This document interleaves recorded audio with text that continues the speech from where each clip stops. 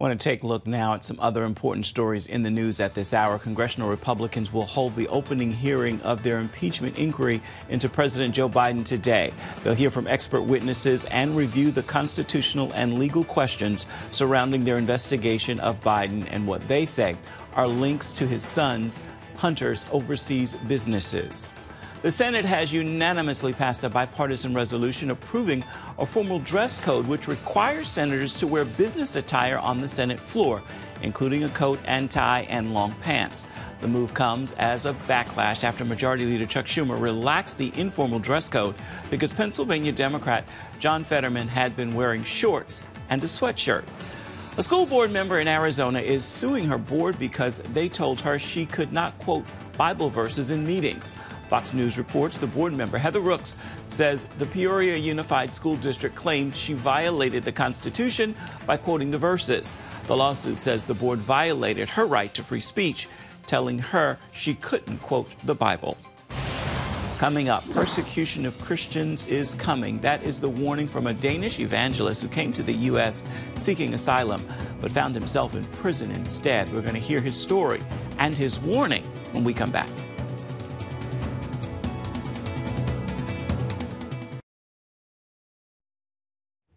Religious persecution forced Danish evangelist Torben Søndergaard and his family to flee Denmark in 2019 with only the suitcases they could carry. They sought safe haven in America only to end up in prison before finally being deported. And looking ahead, he warns persecution is coming for Christians. Adele Hurd is on this story.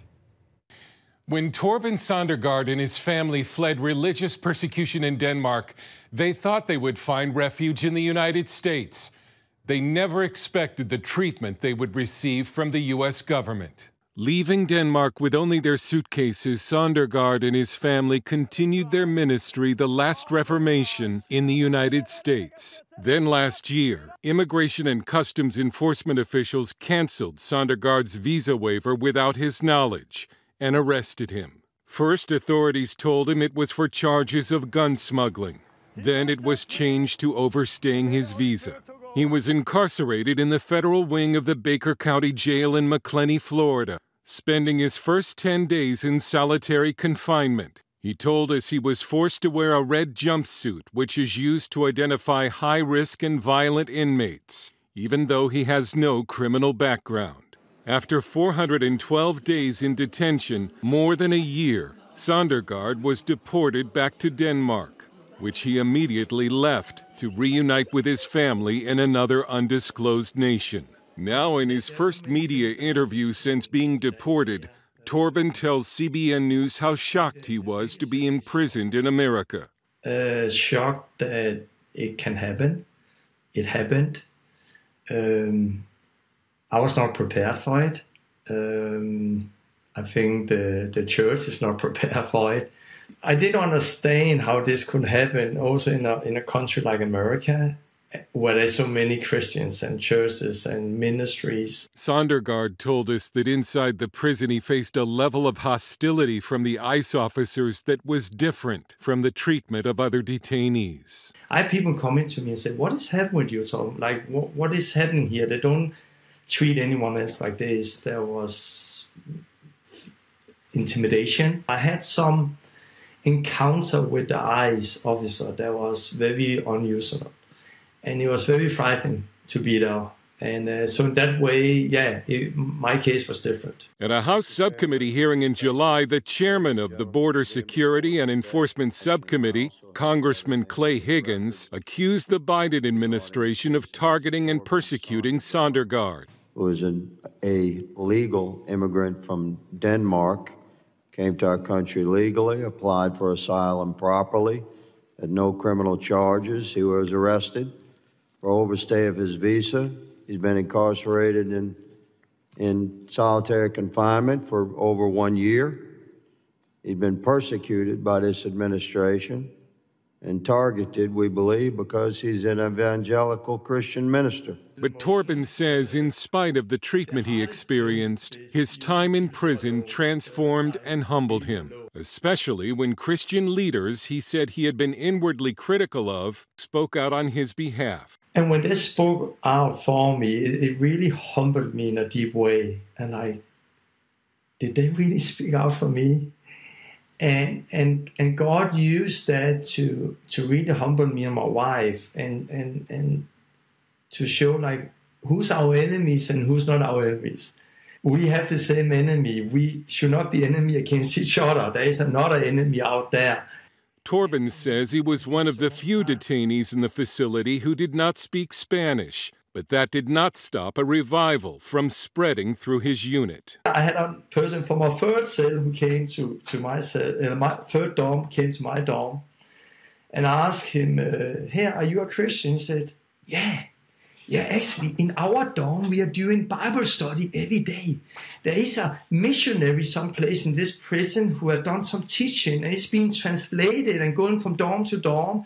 And we are doing Bible study in our dorm, and it's so good. And he told me that, and I said, I'm that missionary. You are! And he was so excited to see me. So it really just grew. Many got healed, people got filled with the Holy Spirit, many got set free in our cell. It was really powerful. And the most beautiful communion I'd ever shared was on the prison floor with a new convert, a new disciple. And the most beautiful baptism was in there. And the word became alive in a very different way. But it was really beautiful sometimes.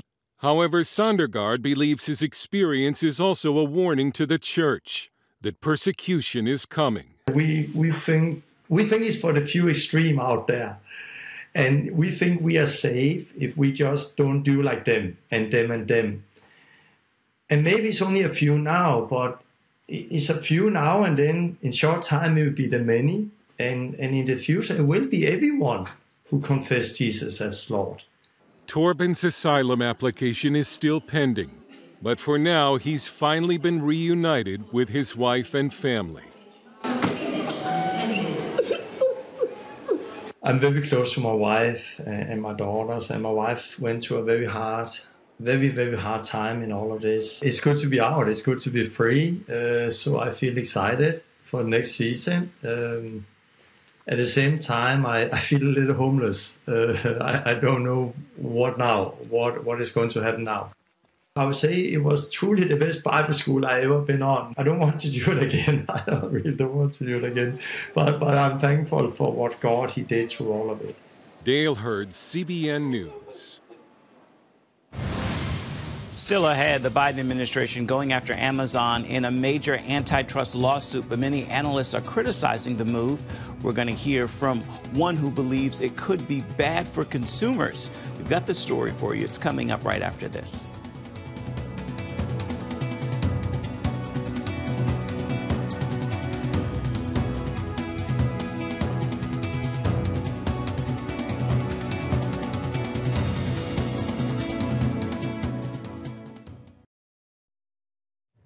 The Biden administration is taking on Jeff Bezos. The Federal Trade Commission announced this week it has filed an antitrust lawsuit against Amazon.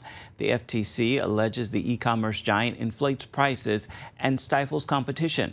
On this week's episode of The Global Lane, Americans for Prosperity senior tech analyst James Chernowski explains why he believes an Amazon breakup would harm consumers. What this seemingly is the FTC embracing Bidenomics, which frankly makes no sense. His economy has resulted in Americans paying over $10,000 more. And I think that at the end of the day, that Amazon actually is a good thing for consumers. So if we were to go and have Amazon break up as a result of the Amazon monopoly antitrust lawsuit from the Federal Trade Commission, I think that that would leave Americans worse off all across the board. Well, how is that, James? Because generally you break up monopolies because they have a monopoly on the pricing. Yeah. Well, the reality is that Amazon's not a monopoly. Consumers have lots of alternatives available to them, especially in this digital economy. I do a lot of niche shopping online, and it doesn't always go through Amazon. So sometimes I like custom mugs or other kinds of little gifts and candies that I like to give to my friends. And I'm not always going to find that on Amazon. And consumers are very well aware of finding these alternatives. Actually, one of the fastest growing people in the e-commerce space right now, too, is Walmart. So let's not pretend that it's just simply Amazon dominating this ecosystem. It's just not true. Well, and it seems the president here is taking on Bezos, Jeff Bezos, one of the wealthiest men in the world, who also owns, by the way, the Washington Post. And with an impeachment investigation underway in the House, the indictment of his son, is Biden playing with fire here because the Post could make or break him? I know you're too young, but I'm sure you know about your history. Nixon, Watergate, the Washington Post. Yeah, I think that at the end of the day, that if President Biden and his Federal Trade Commission want to go and make it more expensive for Americans to go and live in this economy that he's trying to create, that's on his prerogative. And I think that it's to his detriment. Americans are not okay with the cost of living right now. It's their number one issue in the economy is the economy and inflation. And if you want to go and break up Amazon, one of the few services that are actually keeping prices lower, I don't know what to tell you. That's just asking for a lot of pain when you're going into a re-election year. Last May, the FTC charged Amazon with violating privacy laws. Remember that one, for archiving the Alexa voice messages of children? Last June, the FTC filed a lawsuit against Amazon. It recently released new details. James, the FTC actually named 3 Amazon executives as defendants. Exactly what did they do that the FTC felt was harmful to 200 million Amazon Prime subscribers? And what are those new unredacted details? Yeah, that's a great question. And ultimately what's happening here is that the FTC is alleging that these particular executives knew that the practices that Amazon were doing were resulting in this harm to consumers. So therefore, they felt that it rose to the level of including them in this lawsuit against Amazon. That's really what the crux of this case is. Well, what were they doing? What was Amazon doing that was harmful? Well, again, what they were alleging is that Amazon was engaging in using dark patterns to get consumers to sign up for Amazon Prime. And then when they realized after the fact that they had this charge showing up on their account, that it was more difficult for them to go and actually cancel their Prime subscription. But that's not necessarily the truth at all. I mean, it's actually really easy to cancel your Prime subscription. It actually takes as little as 6 clicks, according to my friend Patrick Hedger. And on the flip side, if you wanted to go and submit a comment to the Federal Trade Commission, it would take a lot more clicks to go and get that done. And it's nowhere near as transparent. So again, I think that this is just the FTC going and chasing against Amazon because it's a big technology company and that's what generates the headlines. Well, Amazon feels it was wrong for the FTC to name the 3 executives in that civil suit. And the company also says it's always made it clear and simple for people to sign up or cancel Prime. So just how easy or hard is it? What have you found? I found that it's extremely easy. I've been using Prime for years, though, and this is another point that Amazon brought up, is that even if they accidentally signed up for Prime, that the chances were more likely than not that they'd actually like the service so much that they continue using it anyway. And that's what I found for over years of using Amazon services. I've been going and having it since I was in college. It was good for me to go and get, free shipping and have access to Prime Video and some music. So there's a lot of benefits that are available to consumers. It's not like there's just this, magnificent harm that the FTC is trying to allege here. Okay.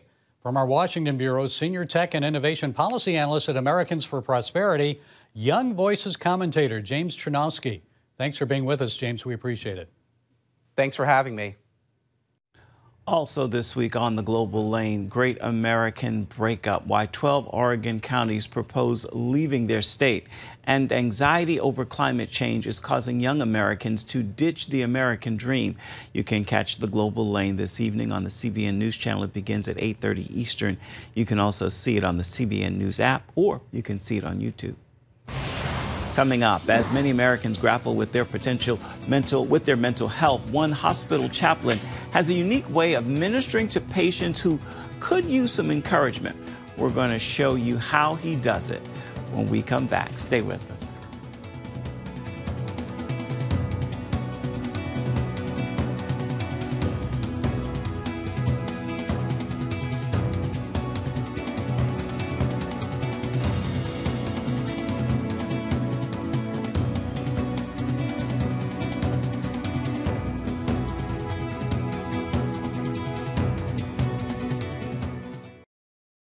Download the CBN News app.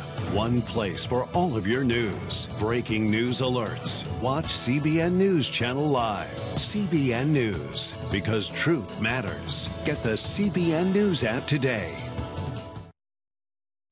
As you've likely heard or possibly even experienced, America is experiencing an historical mental health crisis. For some, the stress can require hospitalization, which can sometimes make things even tougher. CBN medical reporter Lori Johnson introduces us to a hospital chaplain reaching these patients in a unique way. Sometimes music can touch the soul in a way that words alone just can't. That's why one hospital chaplain adds sing-alongs to his routine.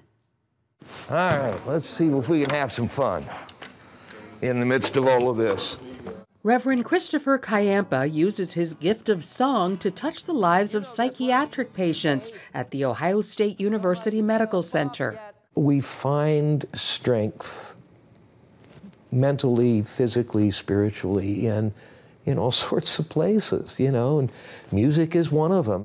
He chooses songs about love and hope. Patients can sing along with the lyrics posted on the wall. In addition to uplifting melodies, Reverend Chris injects humor into the sessions. Everything will be just fine.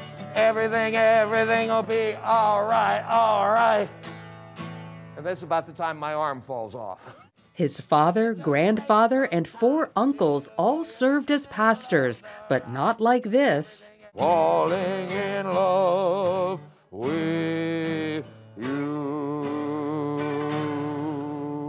Thank you. Thank you very much. There you go.